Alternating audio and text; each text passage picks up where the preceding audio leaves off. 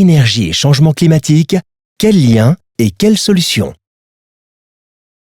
L'énergie que nous utilisons pour nous éclairer, nous chauffer, nous déplacer ou encore produire des biens provient de plusieurs sources. Les énergies fossiles, les énergies renouvelables et l'énergie nucléaire. Les énergies fossiles, pétrole, gaz, charbon, résultent de la fossilisation de végétaux. Elles représentent 78,3% de l'énergie consommée car elles sont facilement stockables, transportables et utilisables. Or, leur exploitation représente 65% des émissions mondiales de gaz à effet de serre à l'origine du réchauffement climatique. Pour limiter ce réchauffement à 2 degrés, il faudrait laisser dans les sols 80% de ces énergies. De plus, leurs stocks, qui mettent des millions d'années à se constituer, s'épuisent et sont inégalement répartis sur la planète.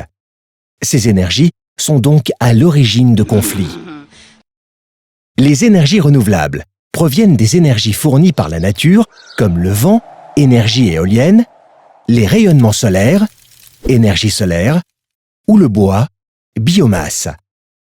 Ces énergies, bien qu'elles soient peu polluantes et bien réparties sur les territoires, ne représentent que 19,2% de l'énergie consommée dans le monde, mais sont aujourd'hui en pleine expansion. L'énergie nucléaire ne représente que 2,5% de l'énergie consommée dans le monde.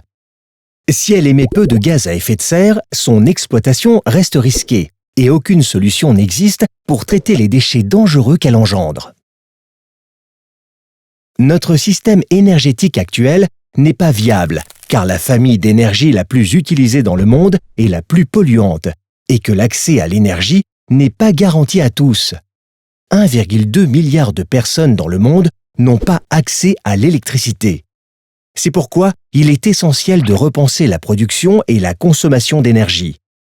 Voici 3 solutions. D'abord, la sobriété.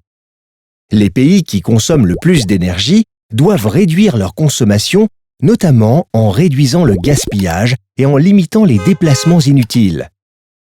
Ensuite, l'efficacité.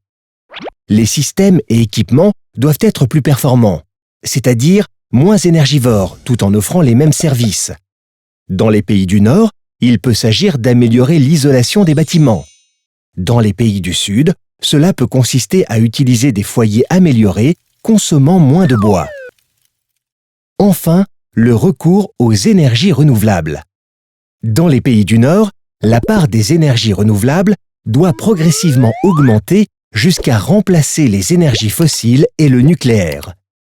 Au Sud, elles doivent être développées en priorité pour permettre aux personnes qui n'ont pas accès à l'énergie d'y accéder. Grâce à ces solutions, la production et la consommation d'énergie peuvent réduire leur impact sur le changement climatique et rendre l'énergie accessible à tous.